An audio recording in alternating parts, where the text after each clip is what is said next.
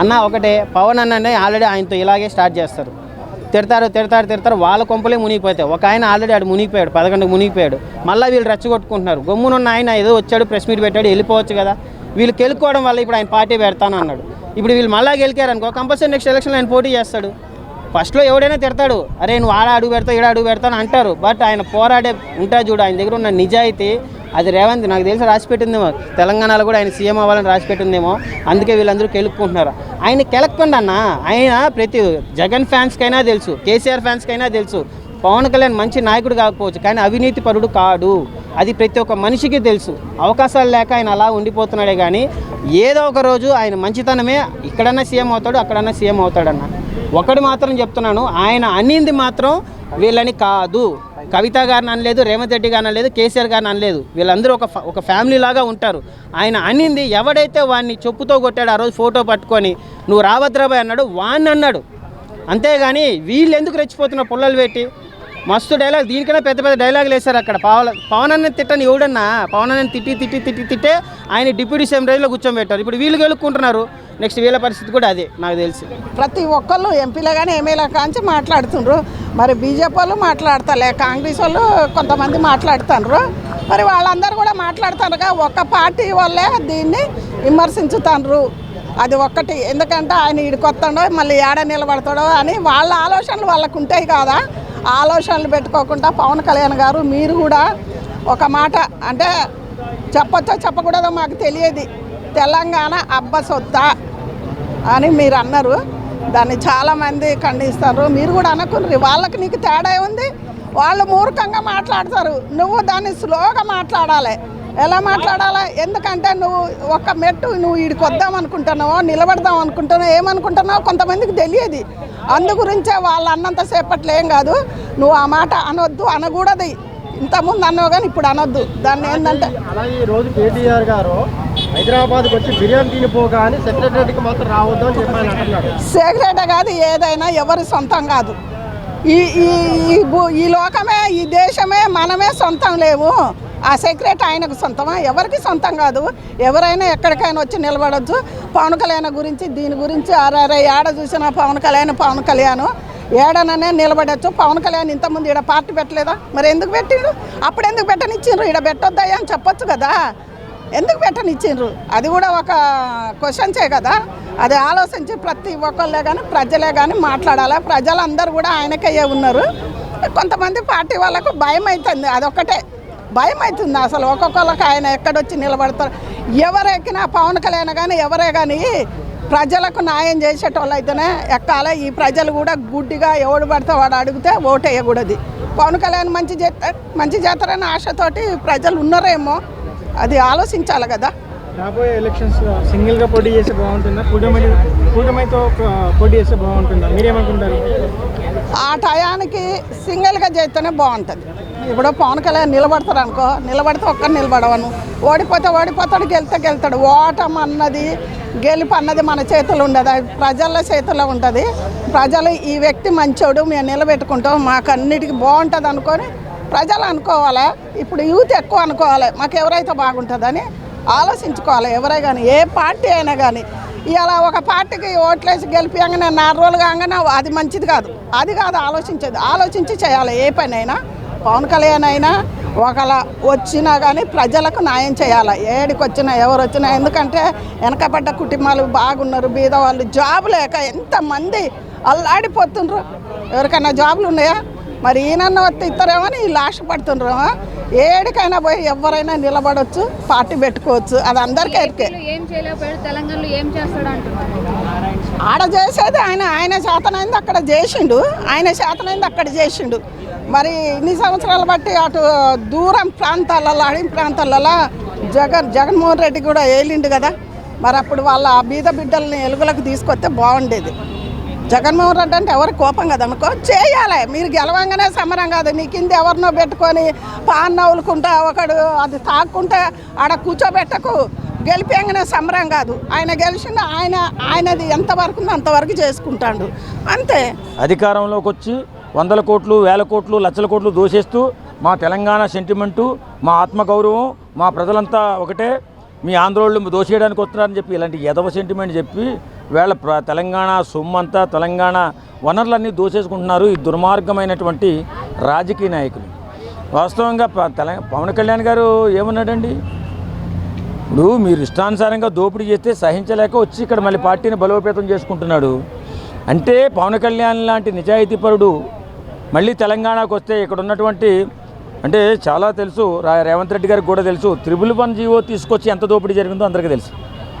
రేవంత్ రెడ్డి గారు ఈవేళ ఎందుకు మాట్లాడట్లేదో దాని మీద అసలు నాకు చాలా ఆశ్చర్యంగా ఉంది.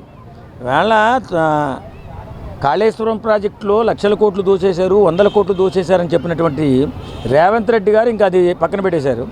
111 జీవో తీసుకొచ్చి 1000 ఎకరాలు దోచేశారని చెప్పిన రేవంత్ రెడ్డి గారు దాన్ని పక్కన పెట్టేశాడు. వీళ్ళు మాత్రం తెలంగాణ సెంటిమెంట్ని, తెలంగాణ ప్రజల పక్షాన మేము ఉన్నాం, ఆంధ్ర వాళ్ళు దోపిడీకి వచ్చేస్తున్నారు, మన మీద ఆధిపత్యం చెలాయించడానికి వస్తున్నారని చెప్పి కళ్ళబొల్లి మాటలు చెప్పి పవన్ కళ్యాణ్ లాంటి నాయకుడిని రానీయకుండా ఉంటే వీళ్ళు ఇష్టానుసారంగా సెంటిమెంట్తో దాచేసుకోవాలని చెప్పి ప్లాన్ చేస్తున్నారు.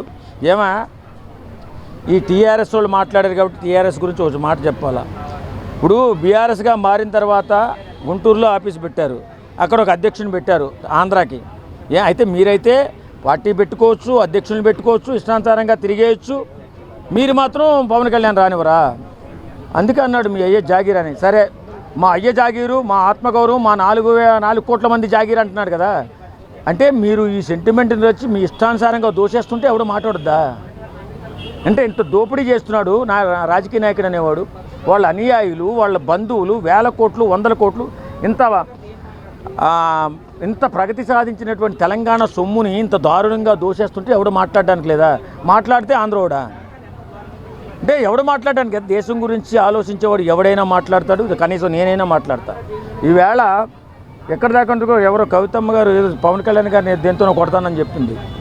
అమ్మ నువ్వు ఒక ఏంటది బ్యూటీ పార్లర్ పెట్టుకుని అప్పుడు నేను కూడా వెళ్ళాను, అక్కడ బ్యూటీ పార్లర్ పెట్టుకుని ఒక 2 బెడ్రూమ్ ఫ్లాట్లో ఉండేవాళ్ళు. ఈవేళ 100 ఫ్యామిలీలు ఉండేటటువంటి పెద్ద రాజభవంతి కట్టావు. ఎక్కడి నుంచి వచ్చిందమ్మా? 100 ఎకరాలు ఎక్కడి నుంచి వచ్చాయమ్మా? ఎలా వచ్చాయి? ఇది తెలంగాణ ప్రజల రక్తమాంసాలు కాదా? వాళ్ళ సెంటిమెంట్ మీద నిర్మించుకున్న భవంతులు కాదా ఇవి? ఇలాగే నీ ఇష్టానుసారం దోపిడీ చేసుకుంటా పోతే ఎవరన్నా పవన్ కళ్యాణ్ లాంటోడు నీతి నిజాయితీ పరుడు ప్రశ్నిస్తే అది ఆంధ్రవాడు వచ్చి ప్రశ్నించాడంట. ఆంధ్రవాడు రావడానికి కుదరదంట, వచ్చి రావచ్చంట, బిర్యానీ తినొచ్చంట, పోవచ్చంట. అరే బాబు, ఇది భారతదేశంలో భాగం. అప్పుడేదో ఎవడో తుర్కిస్తాన్ చేద్దామని ప్రయత్నం చేసినట్టున్నాడు, ఇంకా తుర్కిస్తాన్ అవలా. ఒకవేళ మీరు చేసుకుందామంటే తుర్కిస్తాన్ చేసుకోండి, తప్పులేదు. కానీ ఎవరిని రావద్దు ఉండొద్దు అని మాటలు చెప్పకండి. ఎందుకంటే ఒక దేశం గురించి ఆలోచించేటటువంటి వాడు ఎవడైనా కానీ మీరు చేస్తున్న దోపిడీని ఖచ్చితంగా ప్రశ్నిస్తాడు. మీ దోపిడీ ఇష్టానుసారంగా చేసుకుంటా పోతాం. మా తెలంగాణ వీళ్ళని ప్రశ్నిస్తే ప్రజలను ప్రశ్నించినట్టంట, వీళ్ళ గురించి మాట్లాడితే ప్రజలను అవమానించినట్ట. ఓరి నీ అమ్మ, ఏం డ్రామాలు రా నాయ! ఇంత రాజకీయంలో ఇంత దుర్మార్గం ఉంటుందా? ఇష్టానుసారంగా దోపిడీ చేసుకోవడం, ఇష్టానుసారంగా మాట్లాడడం, ఏదన్నా అంటే మా ప్రజలు సహించరు, మా ప్రజలు ఓరి నీ అమ్మ, ఇంత అన్యాయమా? తెలంగాణ రాకముందు నేను చెప్తున్నా, తెలంగాణ రాకముందు ఎలా ఉండేవారు, తెలంగాణ వచ్చిన తర్వాత తెలంగాణ నాయకులు ఏ రకంగా మారిపోయారు ఒకసారి ఆలోచించండి. తెలంగాణని అయ్యే జాగిరి అన్నది పెద్ద ఇదైపోతుంది ఇప్పుడు పవన్ కళ్యాణ్ గారు. అవునండి, రావద్దన్నవాడిని అన్నాడు, నిన్ను అనలేదు కదా. ఇప్పుడు నువ్వు రావద్దంటే నేను అదే మాట అంట. నీకెవడిచ్చాడు అధికారం, ఇది నా భారతదేశం అని ఎవడని అంటాడు? పవన్ కళ్యాణ్ అండా? నేనే అంట. పవన్ కళ్యాణ్ ఎందుకండు? పవన్ కళ్యాణ్ రాజకీయంగా ఈవేళ ఆంధ్రప్రదేశ్లో ఒక డిప్యూటీ సీఎం.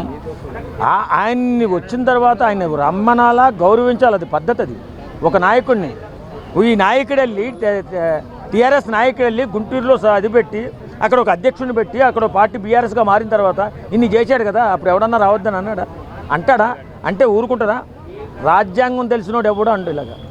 కాబట్టి ఈవేళ మీ ఇష్టానుసారంగా మా తెలంగాణ ప్రజలను దోపిడీ చేసుకుంటూ పోతుంటే ప్రశ్నించడానికి ఎవడో కూడా వస్తాడు, ఖచ్చితంగా ప్రశ్నిస్తాడు. ఈవేళ పవన్ కళ్యాణ్ అవచ్చు, రేపొద్దున ఇంకొకటి వచ్చు. మీ దోపిడీకి అంతు లేదు. బంగారం లాంటి తెలంగాణని ఇష్టానుసారంగా దోపిడీ చేస్తుంటే ఎవడన్నా అడుగుతాడు? ఎందుకు అడుగుడు? పవన్ కళ్యాణ్ అడిగాడని చెప్పి ఆడ ఆంధ్రవాడు విషం చింపుతున్నాడు అంట తెలంగాణ మీద. విషం చింపుతారా? విషం చింపట్లేదురా. తెలంగాణ ప్రజల రక్తమాంసాలు తింటున్నారు ఇప్పుడు ఉన్నటువంటి నాయకులు. అది తెలుసుకోక ప్రజలను అమాయకులు చేసి ఆడిస్తుంటే తిరిగి పవన్ కళ్యాణ్ చెడ్డోడంట. వస్తే బిర్యానీ పెట్టి పంపిస్తా కానీ సెక్రటరియట్కి రానివ్వనని చెప్పండి. దాన్ని అవును, నీ సెక్రటరియట్కి ఎవడొచ్చాడా బాబు? నీ సెక్రటేరియట్కి ఆయన వస్తాడా? ఆయన పార్టీ వస్తుంది. ఆయన పార్టీ తెలంగాణలో ఉన్నటువంటి నాయకులు వస్తారు. ఆయన ఎందుకు వస్తాడు? కాబట్టి ఇలాంటి సోది మాటలు చెప్పి ఇంకా తెలంగాణ ప్రజల్ని మోసం చేసి మాయ చేసి మీరు సంపాదించుకున్న వందల వేల కోట్లు ఎక్కడెక్కడ పెట్టుబడులు పెట్టారో అన్నీ తీస్తాడు పవన్ కళ్యాణ్. మీరు ఏ రాష్ట్రాల్లో మీ పెట్టుబడులు ఉన్నాయో అన్నీ తీస్తాడు. ఏ దేశాల్లో ఇప్పుడు సిగ్గుండాల మనిషికి. ఆస్ట్రేలియా కానీ లేకపోతే వేరే అమెరికా కానీ మన వాళ్ళు వెళ్ళి అక్కడ స్థిరపడి ఇళ్ళు కొనుక్కుని అక్కడ పోటీలు చేసి ప్రభుత్వంలో భాగస్వాములు అయి బతుకుతుంటే పక్కనున్నటువంటి ఆంధ్ర నుంచి రాకూడదనేటువంటి కుసంస్కారంతో ఇంకా బతుకుతూ అది చెప్పిన మాటని ఏదన్నా ఎదిరిస్తే ప్రజలను మొత్తాన్ని అవమానించినట్టుగా చిత్రీకరిస్తూ పబ్బం కలుపుకుంటూ దోపిడీ చేస్తున్నారు. తెలంగాణ ఖచ్చితంగా విముక్తి కలిగించే రోజు వస్తుంది. పవన్ కళ్యాణ్ గారు గట్టిగా నిలబడతారు. ఆయన పదవుల కోసం రావట్లేదు, ప్రజల పక్షాన్ని నిలబడతాడు. మీ దోపిడీని అరికడతాడు.